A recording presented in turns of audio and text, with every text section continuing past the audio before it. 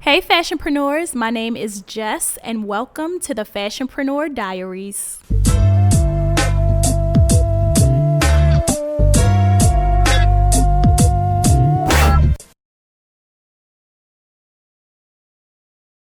Hello, welcome to entry 9 of the Fashionpreneur Diaries. I am here, Jess, as your host for today, and I have somebody very special here with me, a great friend of mine. We met through business, but at this point, a good friend of mine here in LA, where it's hard to find great organic relationships that are like homegrown. So I'm gonna just let you introduce yourself. Oh my God, you put the pressure on me. What's good, everybody? I'm Dutch, celebrity wardrobe stylist, hat connoisseur, hat guru, if you want to call me that. From Chicago, here in LA, been in LA for 4 years now. Yeah, met Jess through business, as she said, and ever since I met her, from the jump, I loved her. Her energy is great. I love what she's doing in the fashion industry. Love what you're doing. And she's just making a way for young Black entrepreneurs.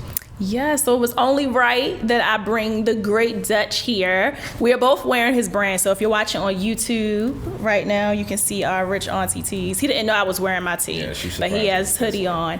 I bought this shirt from him like a few months ago. It's my favorite t-shirt because I am that auntie. Now, I'm not rich yet, but it's a mindset. It's the mindset, yes. I tell people all the time, the mindset of you being rich, meaning like you wake up every day with good energy, you have positive people around you, you're working hard, you're consistent, you're dedicated to what it is that you do, you're putting out good things in the universe. So therefore, it's not about having the wealth of being rich, it's about the lifestyle that you live and that you want to attain and accomplish. So yeah. And it also came from another situation, the way that I came up with it, but we're going to get into that later. Well, you might as well tell us now. Let's get into it. I have a best friend. She's had a baby, I want to say a year ago, and they had a baby birthday party. And of course, I'm like the one that shows up in a fur coat and a hat and a bag. Yes. And so somebody was like, who are you? I said, I'm the rich auntie. And from that, it just became like a thing. It was like my little tagline, I'm the rich auntie. And then I just put on a shirt one day and they blew my Instagram up and I was like, well, let's get this money. That's definitely me on Thanksgiving, getting dressed to go to the couch, like going right to the living room, nowhere. Jewelry. I don't have children yet, so I am that auntie. I have a nephew, so I come in with that energy. Yeah. And when I go pick him up, I picked him up from school last year one day. And I remember like, everybody looked at me like I was just so crazy. I was dressed. I'm like, oh, I'm that auntie. But I feel though getting dressed is like every day. You have to put clothes on every day. So my clothes might be a little bit more elaborate than some, but I still have to put clothes on. So therefore, you step your clothes, step your wardrobe up. Yeah, and that doesn't mean you have to spend $1 million on it. It means feel great. Let me tell you something about these jeans I got from Fox Hills Mall 2 weeks ago for $19. Okay, like you can go high and low. You can go very low for the whole outfit. Like the Polo Classic outfit I wore was $50. The Period. Whole suit. The shoes was like $30. And that suit was under $100. And I got like the energy that came from that suit when I walked into the Classic was like, who are you? Like, where you get the suit from? Like, what's going on? I was like, but only you knew this came from the swap meet. Period. And you would never know. Got a tailor for $5, so we was good. So you know my best friend Brittany. I do. Yeah, so with Brittany, I remember she just finished up her big conference, Project Beauty, back in September. And I told her, I was like, every time we do Project Beauty, every time you do it, you always just put yourself last. Like you don't have your vision for your looks. You always just throw on a suit like that you get like a week before. I want to style you. Yeah. And I don't really style people. Like I style my friends. They always ask me to help them get dressed. And every time I style them, it's a memorable look. Like they get compliments. They love it. So I was like, look, I'm going to pick out your looks because you are the founder of Project Beauty. Yeah, and I don't think people realize how much it affects like your career. Like your style can affect how you portray your whole business to the world. It also can affect how people respect you as the CEO or the manager or the president. Like if you come in a t-shirt and jeans, it's like, oh, you can't own this company. Right. Even though you might do own several companies, but it's like they won't give you that respect if you can't be suited and booted and ready for the day. Yep. So it's like I tell people all the time, I get dressed every day. I can go to Chipotle, I can go to the corner store, I can go to happy hour. I'm just dressed, and it's not me getting dressed for the people. It's like this is just me. It's your look. My grandma raised me to every day be dressed. You might fall out in the street. They might have to cut your clothes off. Make sure you got them clean underwear. Make sure everything's together. So it's like that was instilled in me growing up to make sure that when I leave the house, I'm representing my grandmother. So it's like that's just the way that I live and the way that I do my thing. Yeah, I love it. I mean, for me, I don't get dressed every day at all. But when you do get dressed, it's like... Oh, when I get dressed, I get dressed. She but Monday through Friday, you might catch me in sweats. But we actually, within Irregular Exposure, our staff, I had to like have a team meeting, and I was like, yo, we're going to a next level. That means that we can't come in with flip-flops and slides on anymore. We can't come in with jeans and tee. Like, we're going to a new level. So I need everybody to represent that level. So I'm a big believer in whatever you visualize will become your truth and your purpose. So if you come in dressed like $1 million, you will be a millionaire with $1 million. If you come in an hour earlier for your shift just to get started and organized, it will show within your work. So that's the vision that we're instilling right now within my company. Like, it's a requirement that we all come in a certain way, and Friday is like our dress down day in a sense. But I even put it on myself. Like, so now it sets the bar for me. So when I want to come in sweats, it's like, oh no, I got to get up an hour earlier just to make sure that I look the part of what Irregular Exposure represents, and the Fashionpreneur Academy and all my businesses, because I'm a representation of that. See, with that, I feel as though I understand, I totally get where you're coming from. But I also tell people, you can come in sweats, but dress it up. Oh yeah. Sweatpants, a cute white blouse, a blazer, pair of pumps. You're comfortable. Yeah. You're still in your sweats. Yeah. But you have a little bit more oomph to it. You have a little bit more style to it. So I always tell my clients, if you're gonna come out in your onesie, put on some heels. Throw a jacket on top. Like, let's make it a look. Don't just come out the house with your one piece on it. It's like, where you going? Right, like, let's make it cute at least. Let's put some effort behind it. Let's make it not look like it was what you was doing. Let's make it look like it was just, okay, I just got cute for the day. Yeah. So but I understand, because I get dressed just to go anywhere. Yeah, exactly. But then I do have my days, I will repeat the same little Aaron outfit, my little camo shorts, a little flannel, Jordans, but everybody be like, oh my God, you look so good. Yeah, your Aaron outfits are not, come on now. When you came in, when I bought this shirt from you, I remember you coming in, you had on J's, you had on shorts, but it was a look. And you was like, oh, I'm just running around. I'm like, okay, did you run around look? Well, help me. So getting into all these looks and everything that you do, I wanted to know, how did you even begin styling? Like, what is the story? What's the history on that? The backstory. Okay. Yeah. So growing up, as I said, my grandmother raised me, and it was always like, every weekend we would go to Ford City. It was this big mall in Chicago. We go to Ford City, we would go to JCPenney, Sears, Carson's, and she would give us a limit to spend like $500, and we just like shop. And my brother, he was one of those guys, he was like, he needed the name brand, he needed like the latest. I was like, where's the clearance rack? I want to get more for my buck. So if I got $500, I want to get at least 2 pairs of shoes, 4 pair of jeans, a couple jackets, some tees. Like, I want to come back home with bags and not 2 things, because I spent it all because it was most expensive. So I just learned growing up how to alter my money and budget my money to make it look like I had a lot of money, or to look like I was well dressed a lot. So so I ended up going to school, high school. I did culinary arts. Okay. Wanted to do fashion, but they ended up taking the program out. So I was like, well, I'm gonna go to college. But coming to college, it was like $90,000 to go to the Art Institute. Yep. And I was like, I don't want to pay for salary, man. I don't want to take out loans. So I ended up quitting my job at the post office, and I moved to New York. My sister read me a story like, Madonna moved to New York with $34 from Michigan. You can do it. I said, I got $2,000. Never been to New York a day in my life. I moved, stayed with a friend, and I just started like hustling, working, got a little job, and then I just started assisting like different stylists, different photographers, different art directors, just to build my name, build my portfolio. In New York, running around, making my name, making my brand, started dressing, of course. And then went back home. I got signed to an agency in Chicago. That's awesome. So it was like, I kind of left wanting to do design because it was just too tedious. I didn't want to sit in the house all day at the machine. I didn't want to cut patterns. So I'm like, what's the next best thing? And this was before it became a wave of, oh, I'm a stylist. Yeah. So I went back home, got signed to an agency, which they still represent me now. It's called Factor. So from there I was just like being booked for different jobs. I did Target, I did Walmart, I did Sears, I did all the little catalogs that come to your house with like the little nursing scrubs on it. I did all of that. So it was like, okay, this is cool. And it made a lot of money. It was like legit. I would be on set for 10 hours, but I would make buku money. Yeah. So fast forward, end up one day my homegirls was like, well, we moving to LA. I said, yeah, I'm moving to LA for what? Because I'm not going. I was like, I hate LA. Like, I'm not going to LA. They was like, well, the lease is up in a month. Like, we got to be out of here. So what you going to do? I was like, I'm going to stay here or I'm going to go back to New York. Come the day they was leaving, I sent my bad ticket. I bought a one-way ticket. I flew out. I got off the plane. I had a job. Interviewed that day. Got the job at Karen Millen as a manager. I was there for 3 months. Got fired. I went to work with Tony Cole from NYX Cosmetics, got fired on Christmas, or the day before Christmas. And then I started Gucci in January of 2017. It was cute, but hated it. There was not. I didn't come to LA to like work for somebody. I was like really mad. I was in a place of being discouraged, being I wouldn't say depressed, but just like I wasn't fulfilling what I came here for. 'Cause I was working for somebody else. It was so expensive to live here. I was trying to get my feet wet. Come here when nobody knew me, so it was like, oh, I'm a stylist, but then no one knows you. So it's like, are you really a stylist? Yeah. So it was like that little battle. Then I ended up left Gucci, went to Chanel. Was at Chanel for a year. And one day I was like, I'm not going back to work on lunch, and I didn't go back. And I just started pushing the look, and the look was like something I started off of when I went to brunch. I bought this hat, and I posted it, and everybody was like, this hat. I was like, oh. So mind you, I always tell people, me and Christiana have our birthdays 3 days apart, and the way that she comes up with the way that they move and how they get this money, I was like, oh, y'all want this hat. So I sat down with a notebook. I wrote the name of the look out. I sent it to a couple of my friends, what you think about this? Like, what's your ideas? Everybody was like, I like it. You should put it out. I bought the hat, went back and got the hat in like 4 other colors. Made a little website on Big Cartel. Yep. Put it out. The hat, I want to say I sold like 4 hats the first month. So of course you're thinking like, okay, it's going to be popping. Everybody want it. But once you put it out, it's like...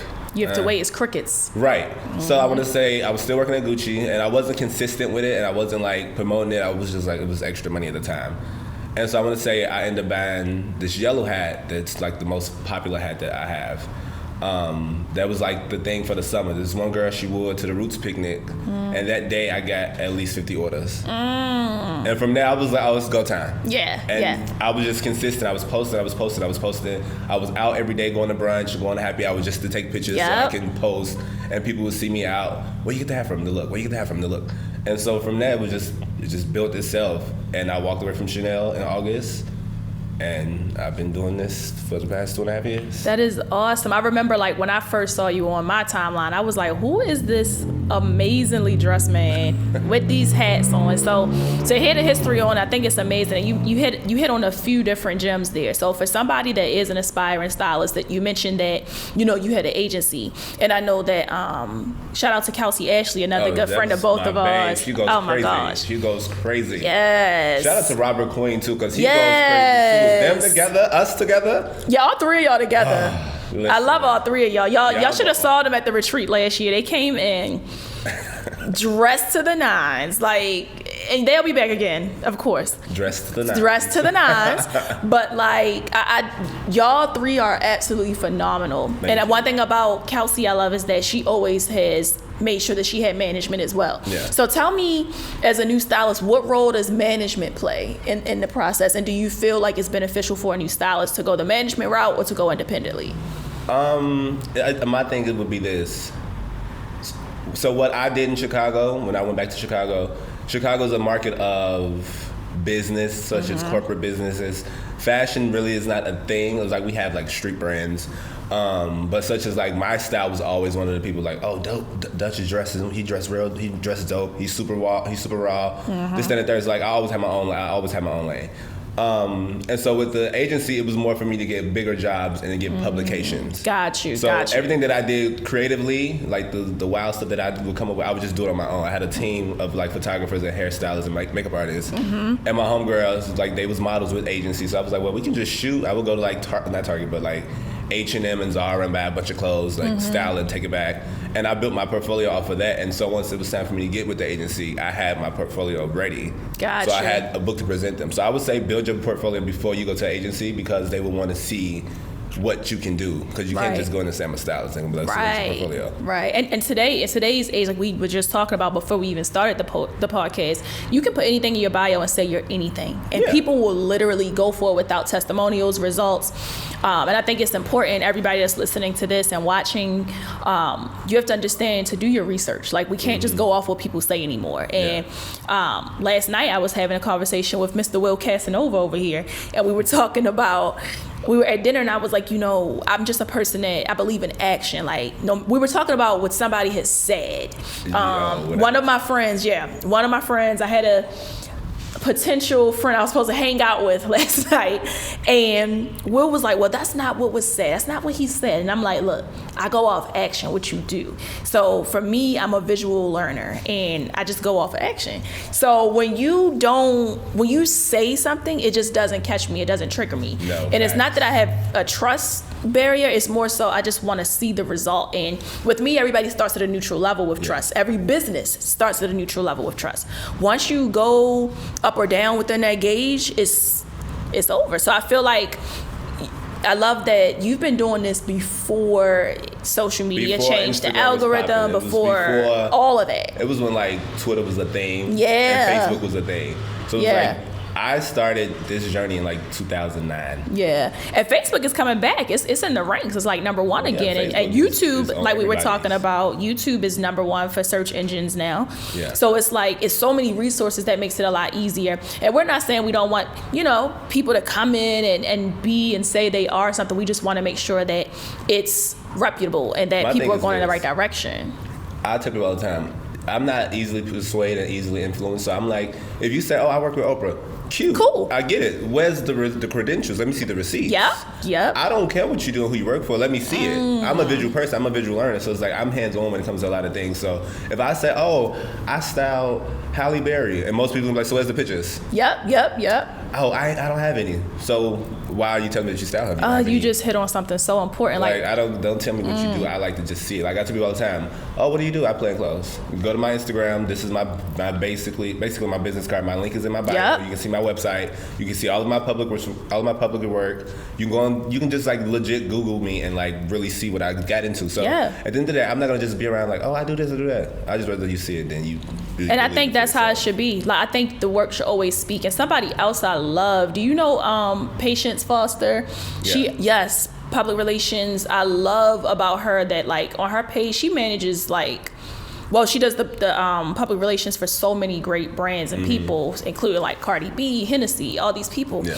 And I love that like it's not a lot of talking. It's always doing. Like every time she puts up a post on her page, it's the finished product of a huge project. Yeah. And it's to the point where it's like, where do I sign up? It's like the work speaks for itself. So shout out to Patience, love her. It's insane. But I say all that to say as well, I had a client within the Fashionpreneur Academy like last year, and I remember him telling me he went to church one day and he met somebody that worked with Oprah. That's why it's so funny you said this story. This woman worked with Oprah and she was some type of coach or something, or public relations specialist. And she was like, my rate is usually $5,000 a month, but for you, God is telling me to give it to you for $1,000. So there's a lot of manipulation, especially spiritual manipulation within the season as well.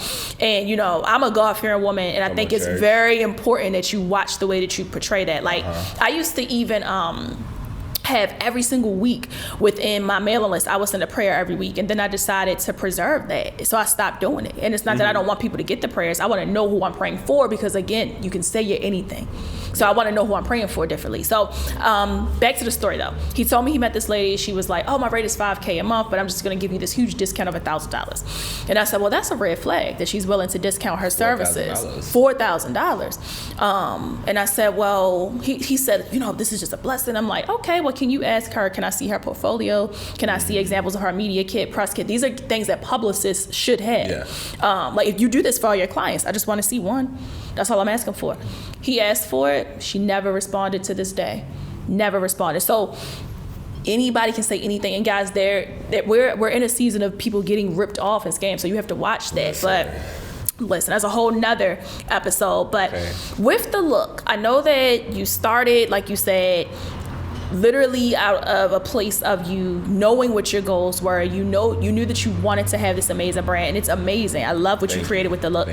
So how did you become inspired to even develop a brand while also being a stylist? Because you basically have multiple businesses in one.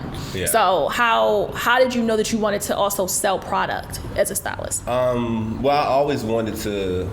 First off, I'm a hustler. I won't get it by any means. That's just how I was raised. I got it out the mud. I did lashes before. I did all kind of stuff just to get a bag. Like I had an apartment, I had to pay rent, I had a car note, I had to pay insurance. So it was like I will leave a job in retail in a heartbeat and be like, okay, let me step my hustle. I did lash extensions for a year, and it was the most money I ever made in Chicago.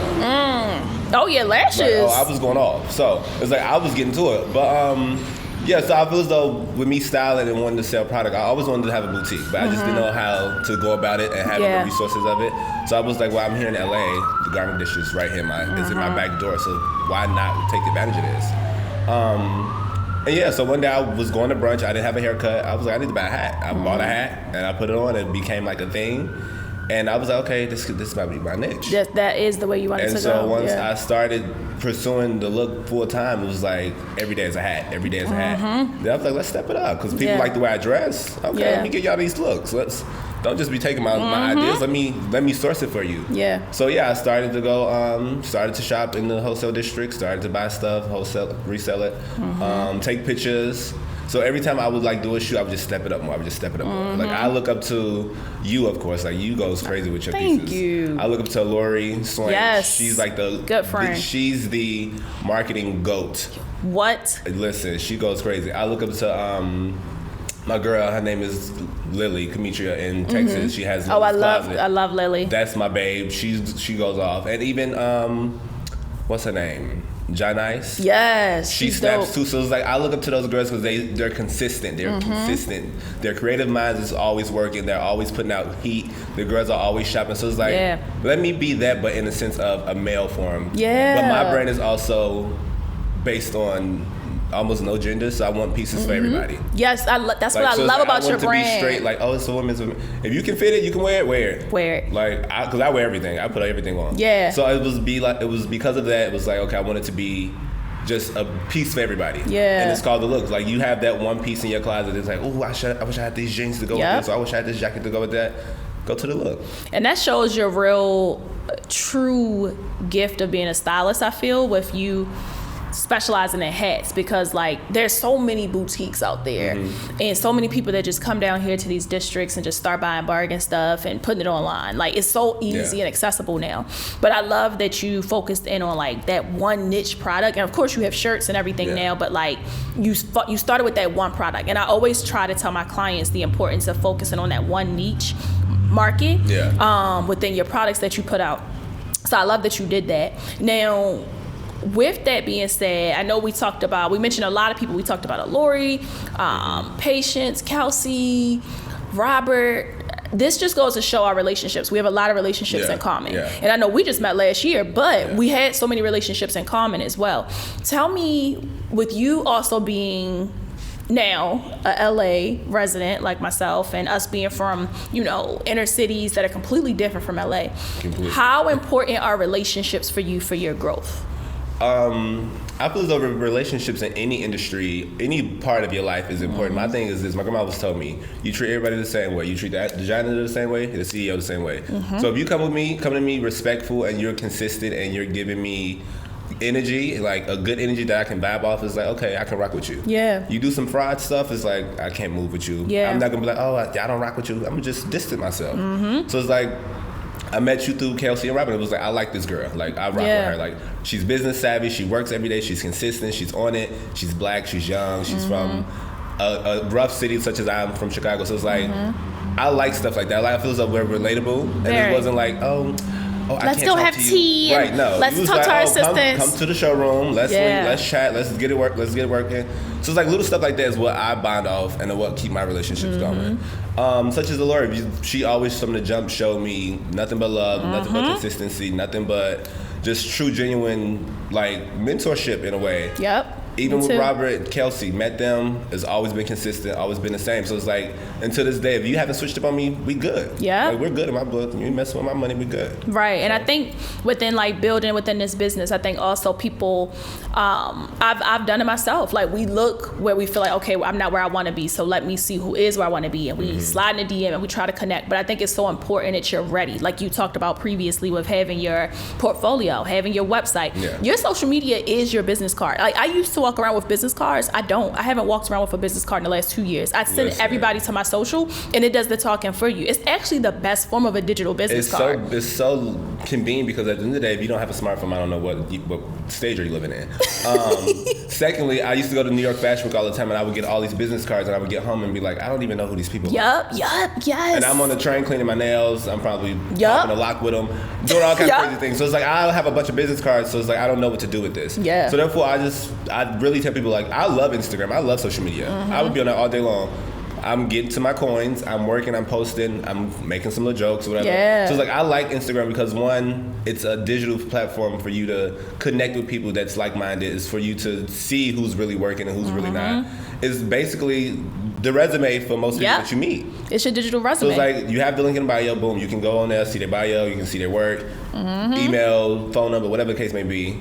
Instead of seeing a card, you forget who it come from. Yeah, I think I actually now appreciate more social. And I actually have this new life hack I've created on social media for myself. So whenever I see somebody I want to network with, I now save it in my collections on Instagram. Yeah. So I have a whole collection just for networking. Yeah. And it has everybody I want to connect with. And I don't just go for people that have huge following and things that. I go on LinkedIn and I'll find the person responsible for marketing within certain companies or just the public relations specialist within certain companies. Find their Instagram, save them, and then I'll connect with them in DM. And the gag is people with all those big followings. It's like, you have this big following, but what are you really doing? Yeah. I tell people all the time, like, I only got 4,000 followers. I said, well, you have 4,000 followers, but if you got the right people following you, you good.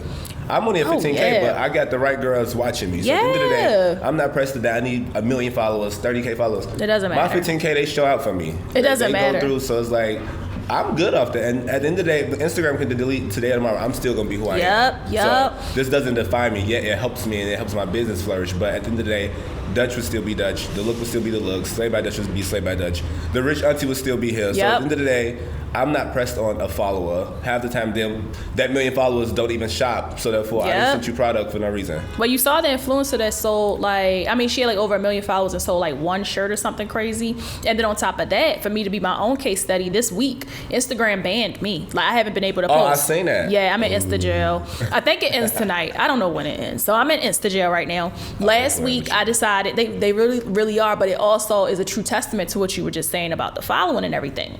So I have a good follow. I have like 36K followers on my page, I think it is. And with me, I was following like 1,500 people, and a lot of them are people that don't contribute, at least on the timeline, they weren't contributing to my growth or my positive energy. And not even just like, these are people that are friends and family. Yeah, but sometimes your homegirl can post negativity, and it's not even, it's more so, I just don't want to follow you on Instagram. Like, so that's funny. It. I had this one boyfriend back home. Yeah. I know him personally, and his story would just be all over the place, fighting and like drinking. Yeah, I don't want to see that. I'm like, this is a hindrance to my what I got going on. So I unfollowed him. He hit me like, why you unfollow me? I said, don't take it personal. It's Instagram. I said, what you're posting is not benefiting me. This is not helping I don't want to see it. This is not helping my solitude. This is not helping me think straight. Like, I'm seeing this and I'm like, why? Like, I unfollow friends of mine, and I had to tell them, like, y'all be cool. Like, it's Instagram. It's an app. It's an app, y'all. It's an app. In the real world, I love you, but I also know that I don't want to see profanity, drinking all day, smoking all day, chilling all day, doing nothing beneficial. Because that ain't gonna do nothing but bring your energy down. So it's like, if I'm not watching you and some of the people we name getting it and posting great things, I don't want to see this nonsense. I don't want to see your baby. I don't want to see you and your kids and your baby daddy and all of this. I legit want to see it. Working individuals. Because that's where you are in life, though. Right. And you know one thing I love about Alori? You mentioned Alori. Alori follows both of her business pages. That's it. Alori don't follow none of us. She's love her. But she watch everything. Oh, she watch everything. She comes. She always messages me. Just keep going. Do your thing. But like, you can live your life that way. So I'm still not done unfollowing people. I'm not done. No. Every day Instagram blocked me. So like, I went through manually and I was going through like, let me audit my following and make sure I'm looking at positivity, and let me make sure that I'm viewing everything that's feasible for my growth. Like, I blocked pages like Shade Room, like certain blogs, like I blocked it just so I can't even see it. Like, cause certain stuff you can unfollow it and it still comes up on your Explore page. I don't want to see it at all. So I'm like, you know what? Let me go through, I clean out my page. I unfollow like 1,200 people in like an hour. Instagram blocks me, thinks that I'm like a bot. No. So it blocked me for a week. So I can't post on my page. I can still go live. I can post on my Insta stories. I can't comment, but I can like comments. So I'm like, okay, I'm really restricted right now. So it's been about a week so far. When I tell you this has been a great week, and I thought I was going to be so worried, like, oh my God, I can't post. Well, guys, the thing about social media is that it's a marketing agency at the end of the day. Yeah. So I'm running ads. My following has gone up crazy. My engagement has only increased with no posts. So it showed the power of not necessarily being so active on social media. I haven't been on my app all day on the phone. I haven't been begging to comment, and I still have business profiles. So I have ads running. So my business has this has been a great week in business. As far as growth, sales. Yeah. Me. I was like, oh, let me. Don't you love when you wake up and that Shopify go ting, ting, oh, I like to hit the little change drop. Oh. Makes my morning. On Black Friday, I had that thing on that thing. Like, the lottery ball be hitting. I'd be like, okay. Like, thank you, Jesus. Thank you. Thank you for the blessing. So yeah, that's where I was at this week. I was like, dang, I'm not going to be able to post. I have 2 collections that dropped yesterday. I announced the Fashionpreneur Academy speakers. I did all these different things, and I'm like, I have no post to show, and none of it affected anything. So it goes to show that social media is really a pay to play platform, and not necessarily a post to be active platform. It's like, you don't have to post. Because I posted this thing on my story the other day, and it was like, I love social media. If you think, it was like, yeah, I love social media. If you think social media is childish, you're just miserable because you're not making any money from it, or something like that. And I said, well, listen, I love Instagram. Well, listen, I make money on here. I can do a little joke on here. I can post a cute picture on here, and I go about my business. So it's like, for those that see people like, oh, you're on Instagram too much, or you're doing this too much, because you're not getting to it? Yeah, like I chose to use it differently than you, and I choose to use it as a business platform instead of a social page for me to waste my time and just scroll and look at people's lives. I tell people it's like an office to me. I wake up, I do my little prayer, I do my little sage and get my tea, and I go into the office. That's it. Check the DM, reply to comments, check the emails. It's like it's an office. So at the end of the day, it works when you have a business and you have a lucrative business. If you don't have a lucrative business, a lot of people get upset because it's not, oh, I got Instagram, I got followers, but they're not buying. You got to disconnect. You got to figure out what the disconnect is. And at the end of the day, when it's genuine, people would know that it's genuine. And I tell people all the time, if you're going to do something, don't do it for the money. Now, I want to ask you this too. Yes. How do you feel about, I know right now, like, at least for me, I used to be the face of my brand. I still am the face of my brands, but when it comes to my clothing line, it's been able to start transitioning without me being the face of it. I've had a few other models. I just did a collaboration, this really dope marketing campaign we did where there's a girl from Philly. Well, she's from North Carolina, lives in Philly. Her name is Makia, and she's so gorgeous. Isn't she beautiful? So Makia, guys, basically I did this contest where you had to expose your irregular. It's an idea that I talked to Ken about. Shout out to Ken, videographer behind here. You can't see him. But I talked to Ken about this idea like a year ago. Like, I got this new showroom space. We have this huge like vanity area. And we got this space just so we could do these exposure irregular campaigns, which is basically women looking in the mirror telling their story. Like, I'm talking women with crazy, insane stories, from women that are battling depression, women that were molested as children, like women that have defeated so many things, and just breaking barriers. So I decided to finally do the first collection, and I was like, you know what? Let's just have our customers put their order numbers on social media. So they were putting their order numbers on our social media posts. We just asked what's their order number. My Kia reached out, she DM'd me, and she was like, hey, I'm not in LA, but I will fly there for this opportunity. And I'm like, girl, if you can get here, you got it. Right. This girl flew here within like 4 days. And I love my Kia story. She's actually a retired basketball player, and she's only like 24, 25. Retired. Right. Yes. Already retired. And she wants to do some things in fashion. She's still figuring out a lot of things, but she has broken so many barriers and been through so much with basketball. And she told that story. So we made this whole collection around her, and we basically just made her the face of the brand. So that's our new thing now. Like, we're kind of over this culture of like the influencer. Like, we're over the fact that like you have to pay to pose. Like, again, I just told you guys, it's really a pay to play thing. I tell people all the time, I like regular fly people. You can have 200 followers. If you fly, that's it. I don't care if you got 1 million followers, because that 1 million followers might not bring $1 to me. It might not bring no traction to me. But if you fly and they watch you, they watch you. Is this one chick on Instagram? Her name is Miss Chris. She's from Delaware. Okay. And I love her. I love her down, because I sent her a hat off the shrimp because she's fly. And when I tell you that hat did numbers, it's people to this day send me her picture. Oh my God, I want this hat, I want this hat, I want this hat. There's another chick, I think she's from Baltimore. Her name is Brittany Benton or something. Oh yeah, Britt. Yeah, she's from DC. Another fly girl. Love fly her. Girl. Off the string. Let me throw you this. Sent it up. So it's like I love regular fly people. I don't care about your following. If you can dress, you good with me. Well, and guess it's not even what? the designer dressing. You can like if you can be some fly. Target stuff, Walmart, your grandma's old coat, and you turn it up. That's what I like. That's what drives me up. So. Man, so my Kia, like her style is like Tiana Taylor. Like she will put on like a jersey, like I'm talking a football jersey and everything men's attire with like this fly long weave, women's jewelry. Like she just has this play on like masculine feminism, and that's like my whole thing. Yeah, it's a whole balance, and I was like her style. Like our styles are like literally legit married. So she comes out here, she kills it. Tell me why yesterday was her launch. We did more numbers with her collab than I think we've seen in a while. And like the past few collabs we did have been amazing, but this one, like I mean, yesterday she turned it up. And what's great about it is that it's a blessing because I wanted to do this collab where we give 10% back to the person that's the face of the brand. So she's getting 10% of each order. So it's like the world and our community is now supporting her. Right. So with that being said, like how important is, well, you just answered it kind of. My question was how important is influence in your decision making as an entrepreneur and selling your products? But you look at more it's so style. Funny with me when I started the look, I was going back because I never wanted to be the face. I just always wanted to be that person behind it. And I like it's how Sia's marketed it. No one really knows what she looks like, but her music is amazing. She writes all these amazing songs. So it's like with the look, it was more so I was the brand ambassador. Yeah. And people was like, oh, you work for the look? I'm like, no, I just wear the stuff. They're like, they just give me a bunch of free stuff and I just wear it. Well, the joke's out now. And so for a while, people never met me. Was like, oh well, Dutch had this on. Like I see it on the Dutch page. And they would be talking to me or my assistant. So it's like I never wanted to be the face, and I was always behind the scenes. But now it's like I tried to go the influencer route. But now I just hit up my fly homegirls and homeboys. Like, let's shoot this campaign. Me too. One of my homeboys just came out from New York. He shot the fall stuff.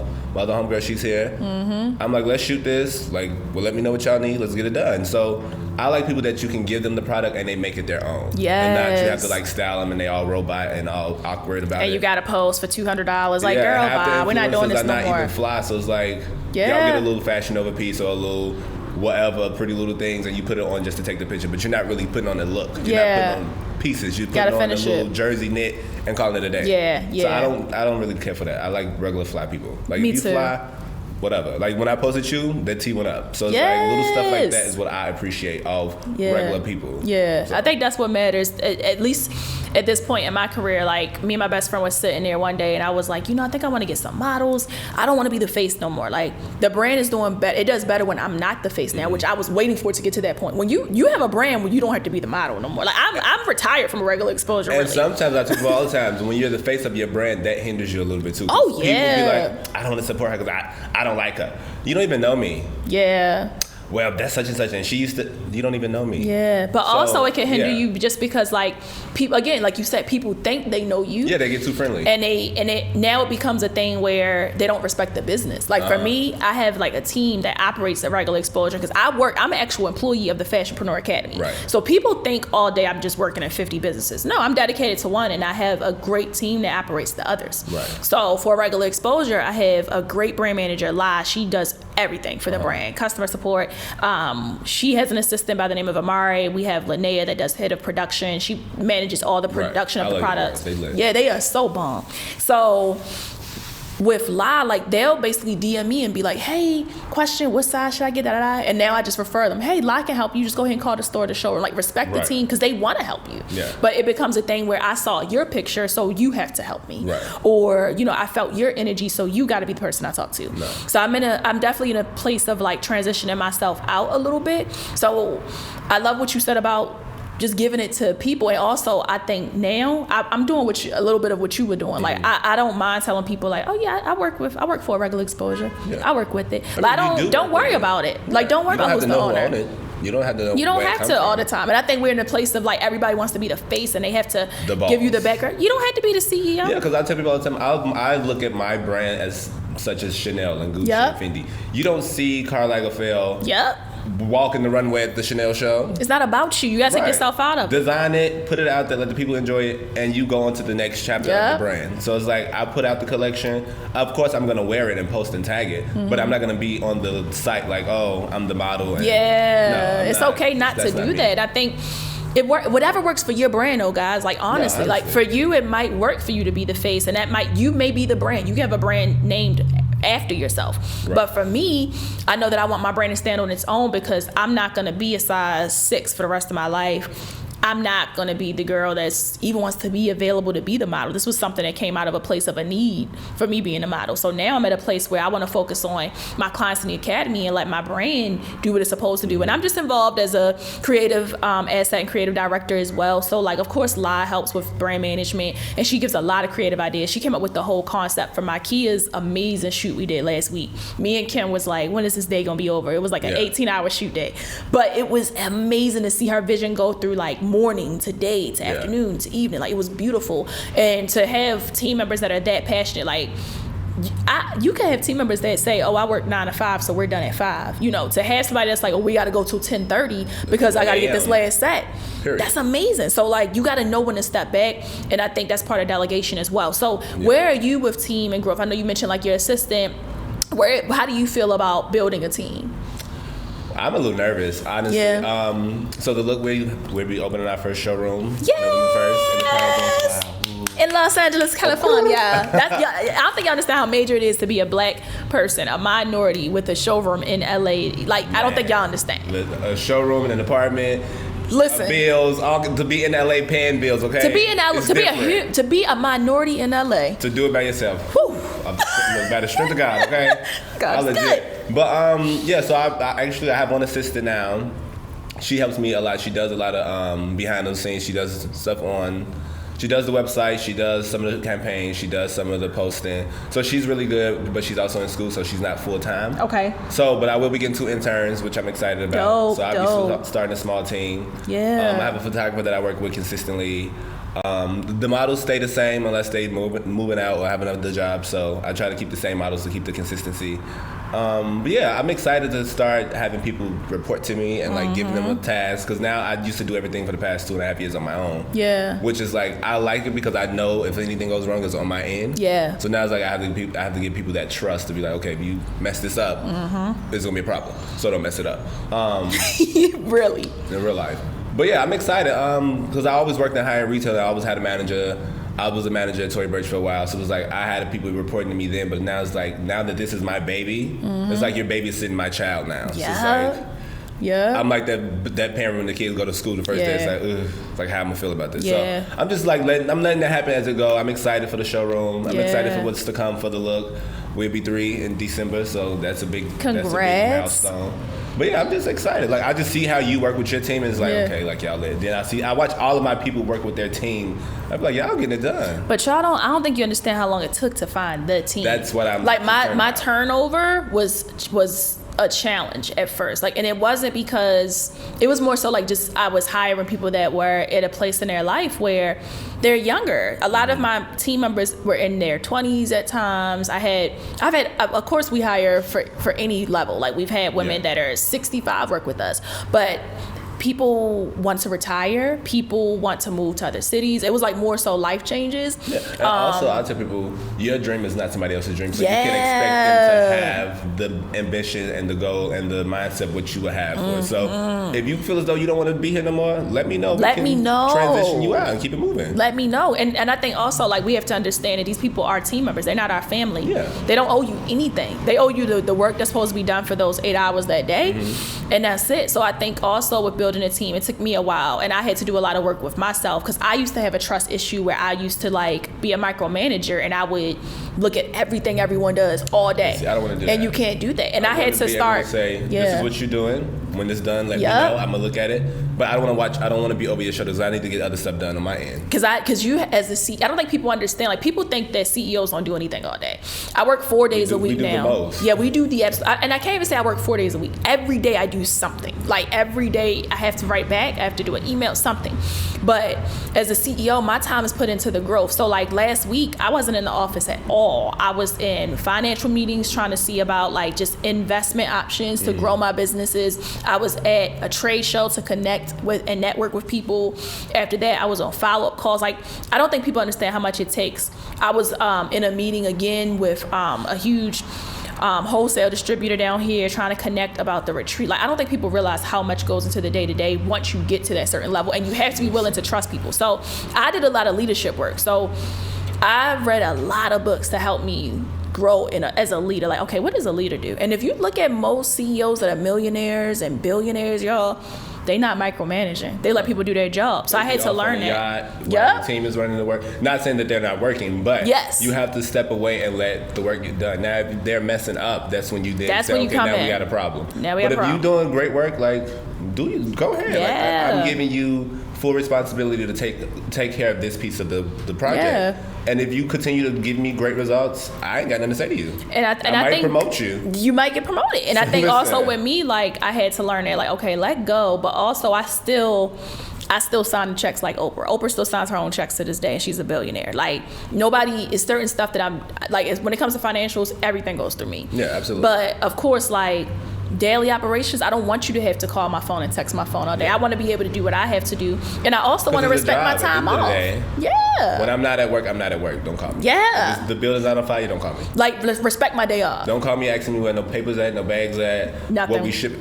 Everything is there. Everybody should know how to run the house. Yep. And at the end of the day, when I come into work, then that's safe, wrap me in, and that's gonna be that. I don't want to have to call in and worry about that y'all not doing yet what y'all supposed to do. So therefore, but I'm excited for the team that I'm gonna potentially grow. I told a bunch of my friends from back home, I said, y'all can just move out here and work with me. Yeah. So, y'all hate your job anyway, just come and work with a Looke. You know what? My one of my best employees was my best friend when she was my employee for like 4 months. Like, she put so many things in place that we still abide by. So I used to be like super against hiring friends and family, and I still definitely want to make sure that people have certain characteristics within them. No, for sure. But yeah, one of my best employees, when I let go of that fear, was definitely my best friend. So I'm not against it at all. But okay, so let me see how much time we got left. What we looking like? 15 minutes. Oh gosh. Okay, so we still got some time. Good. Okay, so I know you got the workspace coming. Black Friday is coming up. Tell me, what can we expect for Black Friday? Ooh, a campaign, some visuals, some video. Oh, we stepping it up. Every year I just always look at my life in every aspect to want to step it up and do better than last year. Last year, no lie, by the grace of God, I legit was looking at my phone. I cooked dinner for Thanksgiving, and all of my friends went home, and I was just at home drinking wine, eating pie. And that 12 o'clock hit, I posted that sale. When I tell you that Cash App was going off, I woke up, and I woke up at like 8 o'clock, and I was at like 18K. And I was like, this is like, yo, this can't be what I'm seeing. 12 o'clock noon, I was like 30K. 8 o'clock that day, we hit like 44. So to do $50,000 in a day, wow! I'm just like, I legit was in a sense of disbelief, like, Lord, like, God, you joking me? Like, this is like you and your purpose. Yeah. I'm just like, I don't know how I'm doing this. I was in a one bedroom studio. Not even one bedroom, it was a single. So the space was super small. It was like the trap house. I had a twin bed, and it was really, I came out the mud. So Black Friday came. I wasn't expecting to do all of that. It was so crazy. I ran out of product. And so with me, I tell people, I'm going to give you money back. I don't never want you to think I'm one of those online shops like I'm taking your money. Yeah. No, I will give you your refund. Yeah. And I send out the email. I give them 3 options. You get a refund, you can switch the color of your hat, or you can wait till the new shipment come in. So everybody said, we're going to wait. 2 people asked for a refund. Wow. So, and the refund was like $50 each. So that was $100 that I lost. Wow. So at least I'm going to say about 60 people had to wait on the new product to come in. So by the grace of God, this is why I tell people, you have to be consistent and be genuine with the people that rock with you. That was November 27th. The new hat didn't come into Valentine's Day. So when the government did the shutdown, they like held out stuff at customs. Oh no. So, and thank God that they were so understanding, like, no, we're gonna wait, I'm good.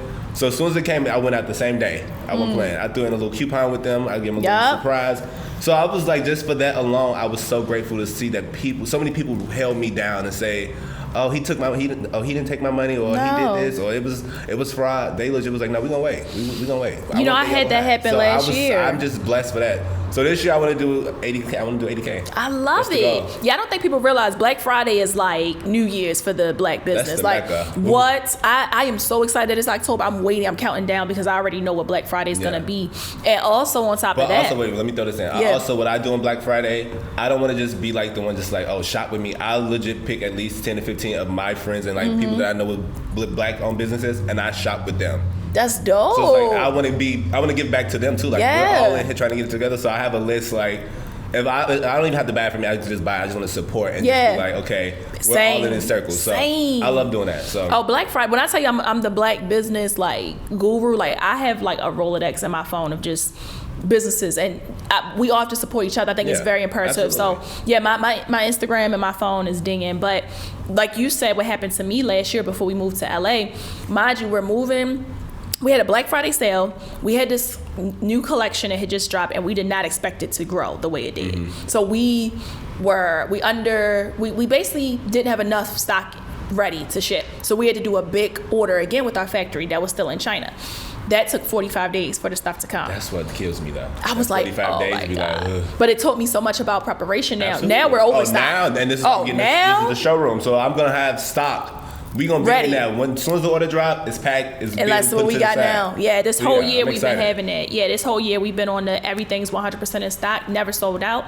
All inventory is 100% secure online. But yeah, this past year we actually sold out. Everybody had their stuff, but we did another pre-order, and we were moving to LA. So everything shipped, and it landed in Baltimore the day that we're on the plane to come to LA.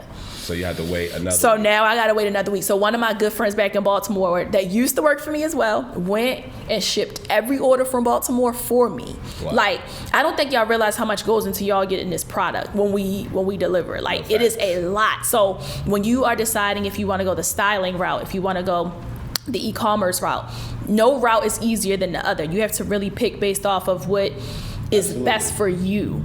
So which one, if you had to choose one, do you feel like the look is more of your passion, or do you feel like you love styling more? If you had to choose one, because I have a lot of clients that don't know what they want to do. See, this is what I tell people all the time. I'm glad that it goes hand in hand because fashion is with shopping. And all of that. Like I know people that's like, oh, I'm a stylist, but I do makeup and I do this and I babysit, I braid hair. I'd be like, but what are you good at?